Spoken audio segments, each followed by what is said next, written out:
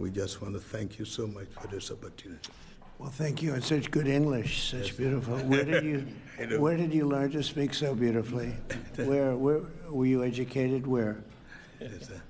In Liberia. Yes, sir. Well, that's very interesting. That's beautiful English. Sure.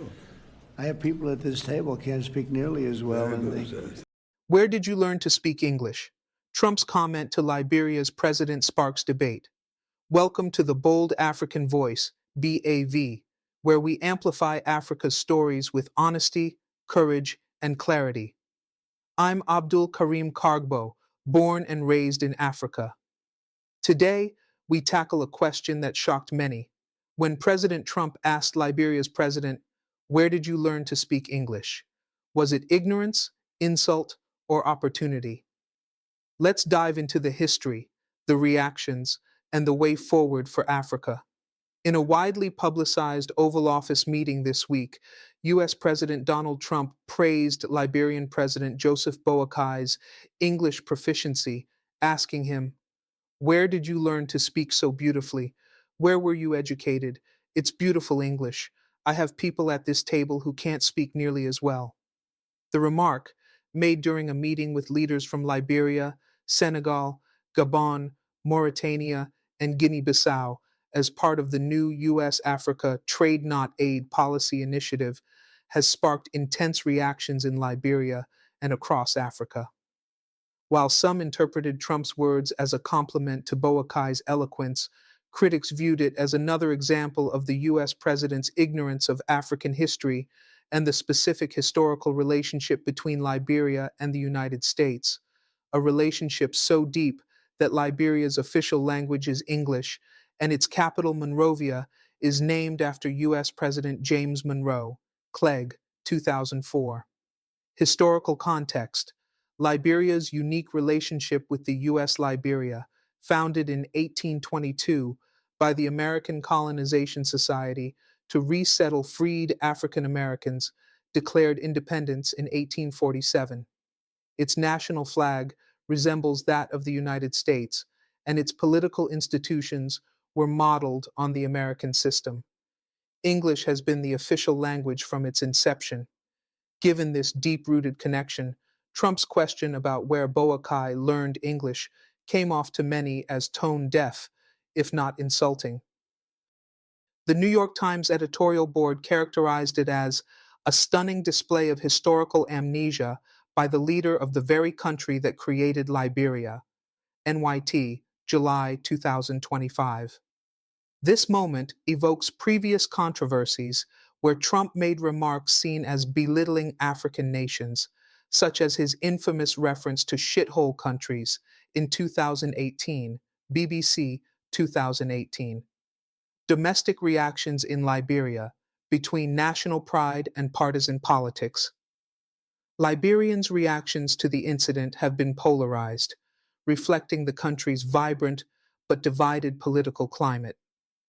Supporters of Boakai applauded his presence at the White House as evidence of his administration's growing international legitimacy, a campaign promise from his 2023 run.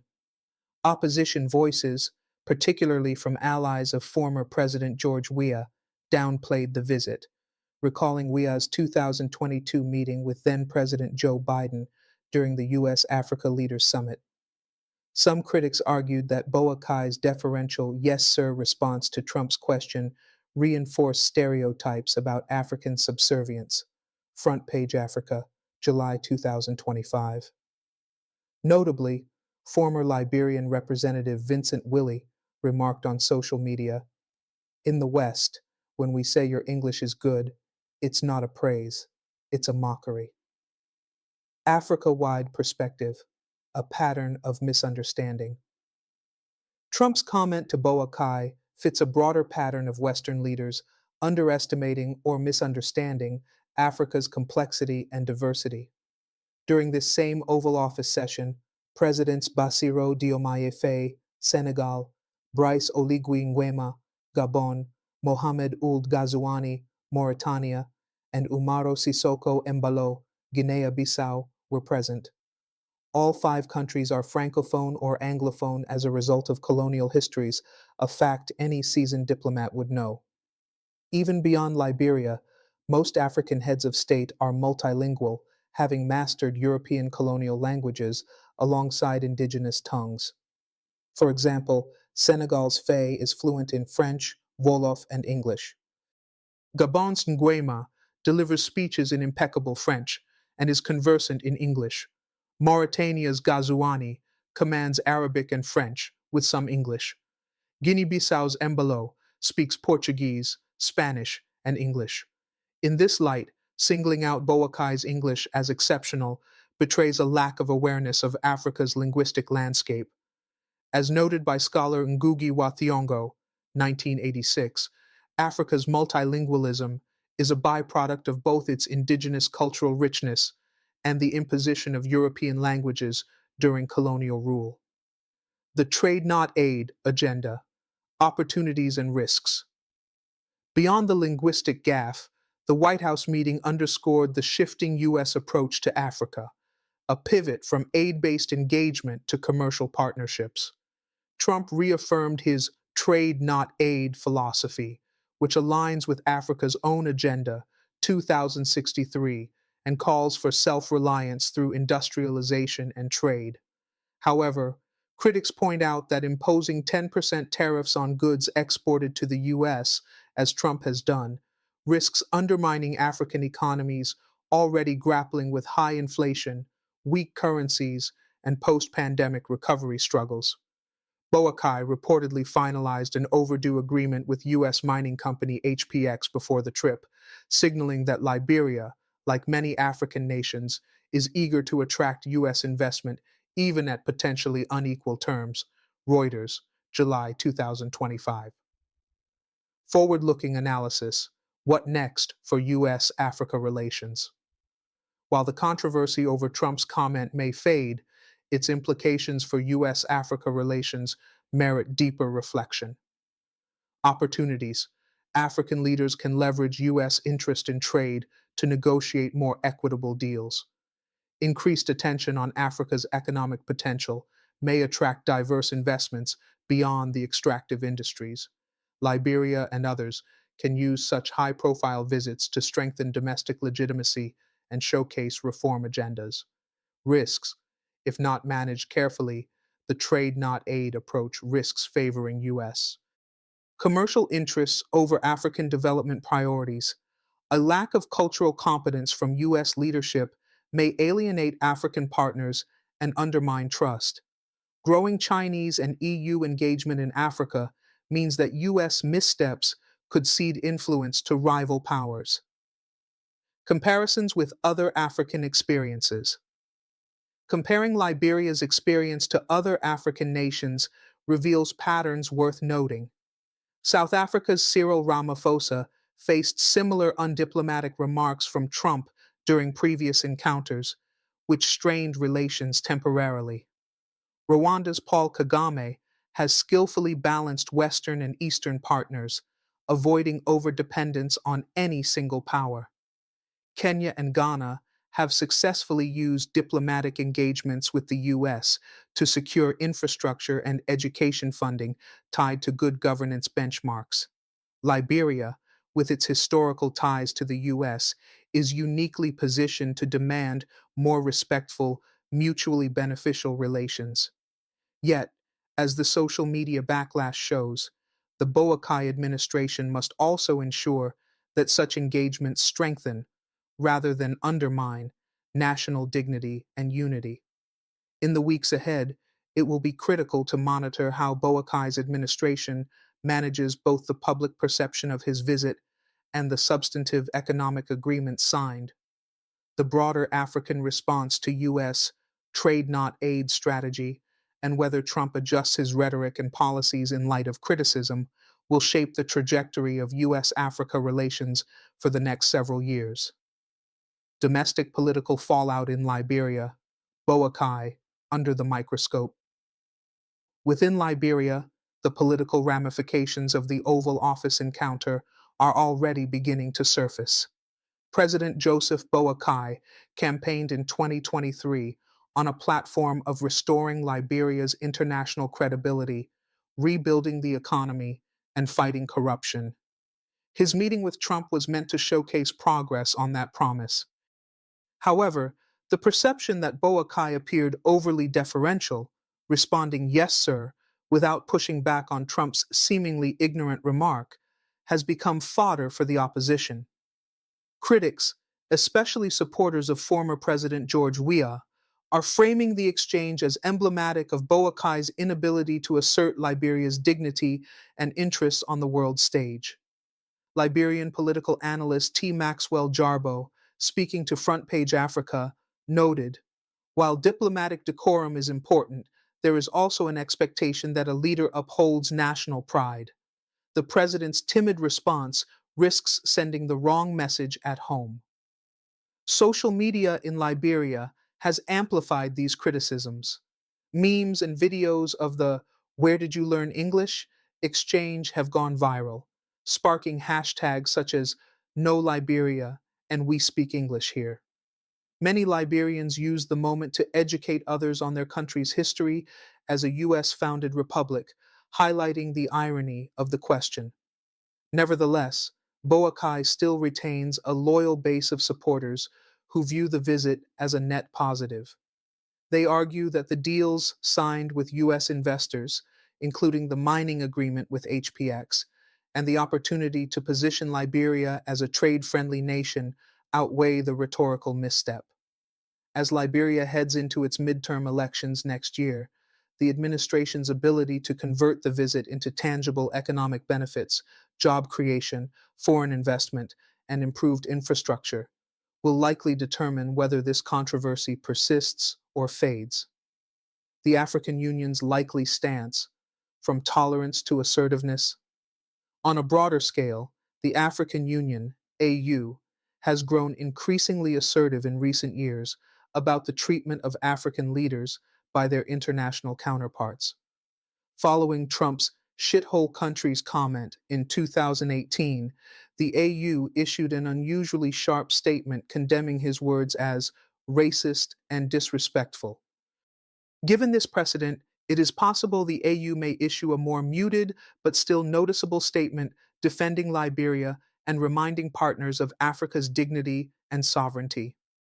With Senegal's Bassirou Diomaye Faye, a strong Pan-Africanist voice, also present in the Oval Office, the AU may leverage this incident to reinforce calls for equal partnerships based on mutual respect, a theme echoed in Agenda 2063.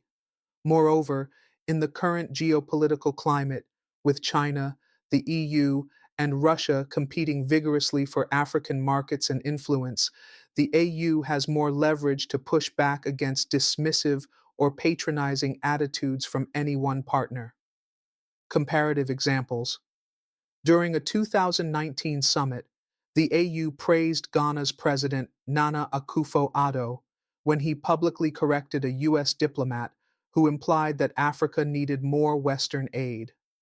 The AU rallied behind Ethiopia in 2021 when Western media coverage and policy stances were perceived as unfairly biased during the Tigray conflict. Rwanda, under Kagame, has also won AU support in rebuffing Western criticism deemed neo-colonial. These examples suggest that while the AU may avoid directly escalating tensions with Washington, it will likely seize this moment to underscore the importance of respect and knowledge of Africa's history in international diplomacy. Forward-looking scenarios. What should Liberia and Africa do? The Trump-Boakai episode offers valuable lessons for both Liberian and African diplomacy. Proactive diplomacy. African leaders should prepare thoroughly for such encounters, anticipating not just policy discussions, but also potential cultural or rhetorical missteps. Public diplomacy. African embassies in Washington and elsewhere can play a bigger role in educating U.S. policymakers and the public about Africa's history, languages, and contributions. Leveraging history. Liberia, in particular, should capitalize on its unique historical ties to the U.S. to demand deeper, more respectful engagement. positioning itself as a bridge between Africa and America. AU coordination. The AU can develop a standard protocol or rapid response mechanism for addressing incidents where African dignity is perceived to be undermined, ensuring a united front. Invest in media narrative.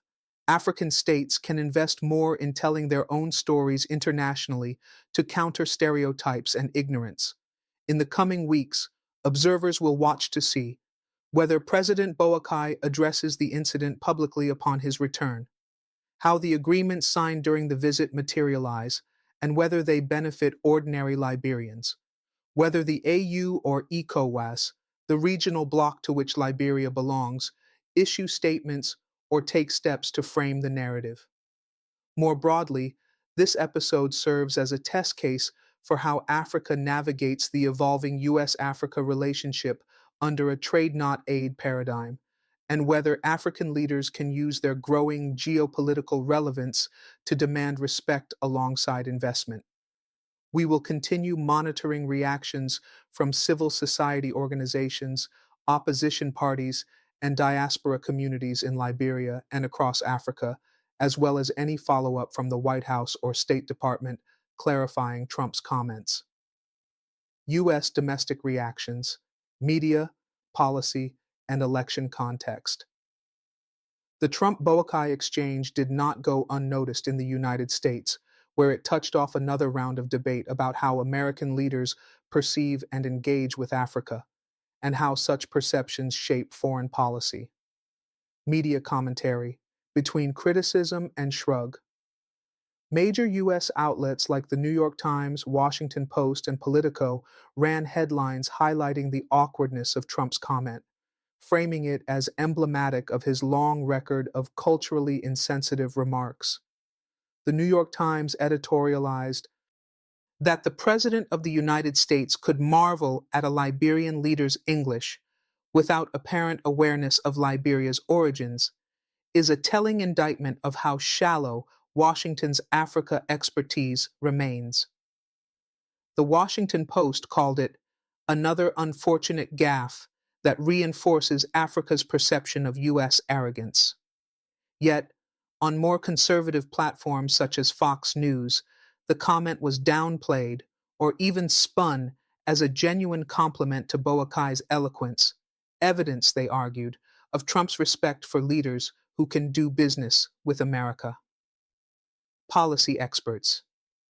Way in foreign policy think tanks, including the Council on Foreign Relations, CFR, and the Brookings Institution, use the moment to issue reminders about the need for substantive, respectful U.S. Africa relations. Michelle Gavin, a senior fellow for Africa policy at CFR, wrote, "Episodes like this demonstrate why we need more Africa experts at senior levels of government to avoid unforced errors and to pursue partnerships that reflect Africa's importance in global affairs." This incident has reignited discussion in Washington about the lack of diversity and depth in U.S. diplomatic engagement with Africa, which has historically lagged behind Europe, China, and Russia in terms of both investment and understanding. Implications for 2026 U.S. election season. With the U.S. primary elections looming in 2026, Africa policy is unlikely to dominate headlines, but episodes like this one can become symbolic flashpoints in debates about Trump's fitness for office and his worldview. Democratic opponents are already using the comment to highlight what they argue is Trump's lack of cultural sensitivity and global awareness. Conversely, Trump's base appears unfazed, focusing instead on the broader trade not aid agenda, which aligns with his America First narrative. For African Americans, particularly those with ancestral or familial ties to Liberia, the exchange has sparked renewed interest in Liberia's history and current challenges. Diaspora groups have begun circulating educational material about Liberia's U.S. roots, emphasizing that ignorance of this history is itself a failure of U.S. civic education. A way forward, Recommendations for U.S. Africa relations. This incident, while awkward, offers an opportunity for both sides to course correct and set a more constructive tone for future engagements. Below are some forward looking recommendations for policymakers, civil society, and the media. For the U.S., invest in expertise, appoint more Africa specialists to key roles in the State Department, National Security Council, and ambassadorial posts. Cultural competence training, equip U.S. officials with basic knowledge of Africa's history, languages, and diversity before high level meetings. Support African agency, shift from viewing Africa solely through the lens of aid or security, and recognize its growing economic and geopolitical clout. For Africa, demand respectful engagement, use platforms like the African Union and bilateral forums to insist on equitable partnerships grounded in mutual respect. Strengthen the diaspora voice, leverage African diasporas in the U.S. to educate, advocate, and influence Africa policy. Diversify partnerships. While engaging the U.S., continue building ties with other global players to avoid overdependence. For the media, educate the public, highlight Africa's complexity and the historical context of its relationships with the U.S. Balanced critique and coverage. Criticize missteps without sensationalism, and also cover positive U.S. Africa collaborations. As the dust settles, much will depend on how both leaders handle the aftermath. Will President Trump issue a clarification or simply move on, leaving the controversy behind? Will President Boakai seize the moment to remind the world of Liberia's proud history and its rightful place in the community of nations? These questions will play out over the coming weeks as U.S. officials prepare for the next round of negotiations with African partners and as African leaders, civil society, and citizens assess whether the promised trade not aid policy delivers meaningful benefits without compromising their dignity or sovereignty. We will continue monitoring reactions from African American organizations, the AU's potential communiques, and any shifts in U.S. Africa policy discourse as the 2026 elections approach. Leveraging the moment, Liberia's domestic strategy, going forward for President Joseph Boakai, the Oval Office encounter, awkward though it was, has placed Liberia squarely in the international spotlight. The key challenge now is how to convert that visibility into tangible political and economic dividends at home. Domestic political gains, national unity, and image building. Liberia's political climate, deeply polarized since the 2017 and 2023 elections, leaves little room for error. Yet moments of international visibility can be used to rally national pride and shift the narrative from partisan bickering to collective opportunity. Some ways the Boakai administration can leverage the moment include public education campaign, launch a nationwide campaign celebrating Liberia's history and its ties to the U.S., emphasizing that the president represented the nation with dignity.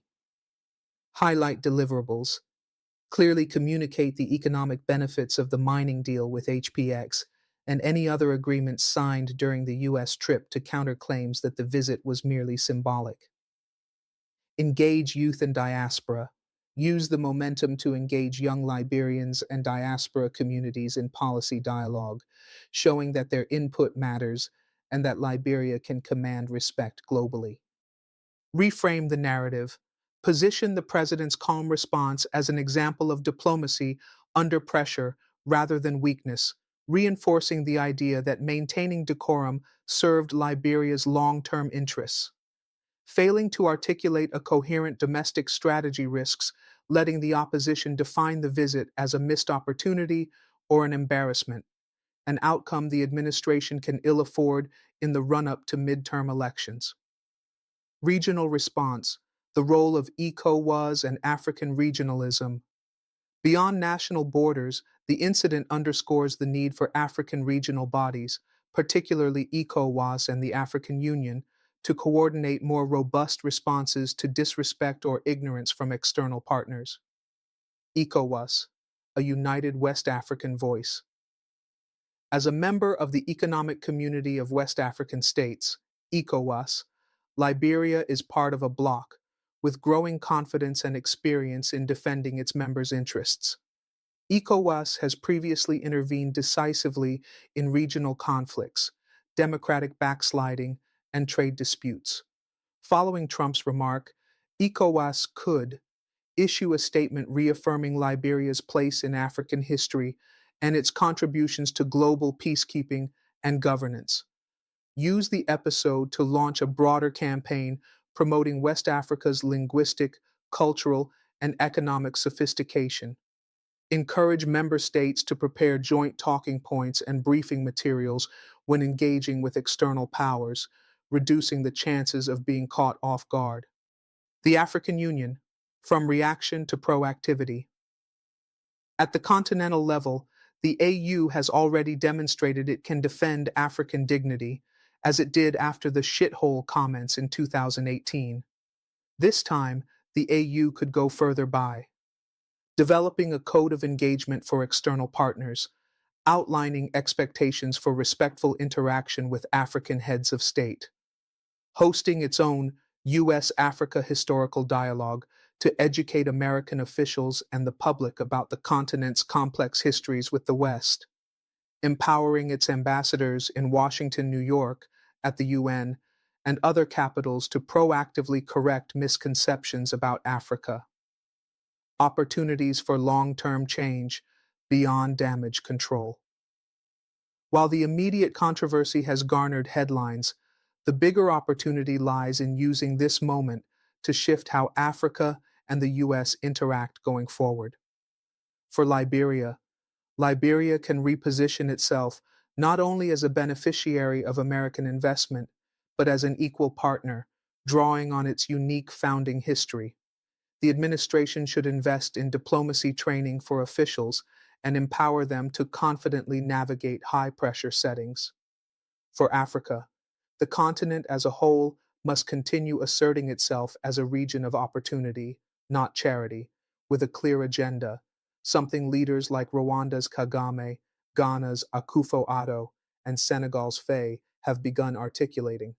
For the U.S., Washington has an opening to recalibrate its Africa policy beyond the trade not aid slogan to include respect, historical literacy, and genuine partnership, lest it fall behind as China, Russia, and the EU court African nations with more tact and nuance. In the coming months, all eyes will be on how Boakai and his administration handle the domestic political fallout, whether they can deliver on the promises made in Washington, and how regional and continental bodies respond to ensure that such episodes become catalysts for more respectful and substantive engagement. We will continue to monitor how Liberian opposition parties, diaspora activists, ECOWAS, and the AU move to frame this event, whether as a mere footnote or as a turning point for Africa's diplomatic posture. Geopolitical implications: China, Russia, and the competition for Africa. While the U.S. grapples with the fallout of Trump's comment and Africa debates how to respond, other global powers, particularly China and Russia, are watching closely and likely to seize the opportunity to present themselves as more respectful and reliable partners. China's response: soft power and pragmatism. Beijing has spent decades cultivating its image in Africa as a non-judgmental partner that offers infrastructure and investment without preaching or condescension. Chinese state media already picked up the Trump Boakai episode, framing it as an example of Western arrogance compared to China's win-win approach. China is likely to highlight its knowledge of African history and respect for African sovereignty in public diplomacy campaigns, offer Liberia and other African nations additional investments or cultural exchanges to counterbalance perceived U.S. slights, emphasize the Belt and Road Initiative as a more dignified and predictable alternative to U.S. trade not aid policies. Russia's response. Ideological and opportunistic Russia, meanwhile, continues to position itself as an ally against Western neocolonialism, a narrative it used effectively during the 2023 to 2024 wave of coups in West Africa.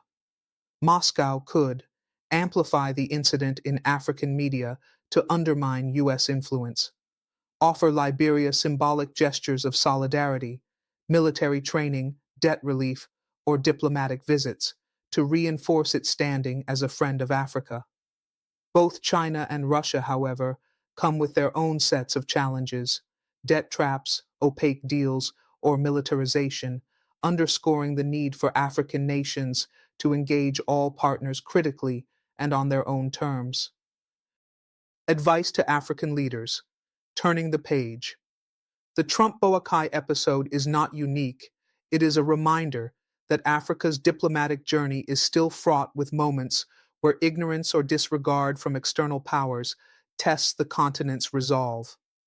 But Africa's leaders have an opportunity to turn such moments into stepping stones for progress. Here are some practical recommendations. Be prepared and educated. Anticipate uninformed comments or policies, and come equipped with clear, confident responses that reassert African dignity and history. Strengthen regional solidarity. Work through regional and continental bodies to amplify Africa's collective voice, making it harder for individual nations to be disrespected or sidelined. Leverage diversity of partnerships. Maintain strategic engagement with the U.S., but also deepen ties with China, the EU, Russia, and emerging powers, keeping options open and competition healthy. Invest in public diplomacy. Tell Africa's own story to the world, highlighting its achievements, history, and aspirations to counter negative stereotypes. Focus on deliverables. Ensure that high-level meetings translate into real economic benefits and improved livelihoods rather than photo opportunities alone. Summary of key messages. President Trump's comment to Liberia's President Boakai about his English revealed a lack of awareness of Liberia's unique U.S.-linked history and sparked criticism at home and abroad. Liberians reacted along partisan lines, some seeing it as an insult, others as a testament to Boakai's international stature. The African Union and ECOWAS have an opportunity to turn this incident into a teachable moment about respect and equal partnership. China and Russia are already positioning themselves as more culturally sensitive partners and may use the episode to gain further ground in Africa. Liberia and African states must ensure that engagements with external powers are grounded in mutual respect and deliver tangible benefits to their citizens. Final word to African leaders. African leaders stand at a crossroads. The world needs Africa for its markets, resources, and geopolitical weight more than ever. But with that comes responsibility to demand respect, to educate their partners, and to ensure that their people, history, and sovereignty are honored. The Trump-Boakai exchange, though awkward, is a clarion call. Africa must never shy away from asserting its dignity and telling its own story. Preparedness, unity, and strategic diplomacy can turn moments of condescension into opportunities for empowerment. In the words of Kwame Nkrumah, we face neither east nor west, we face forward. Thanks for tuning in to The Bold African Voice, BAV, where Africa speaks boldly and the world listens. Don't forget to like this video, subscribe to our channel, leave your thoughts in the comments, and hit the notification bell so you never miss a conversation that matters. Together, let's keep Africa's voice bold and unignorable.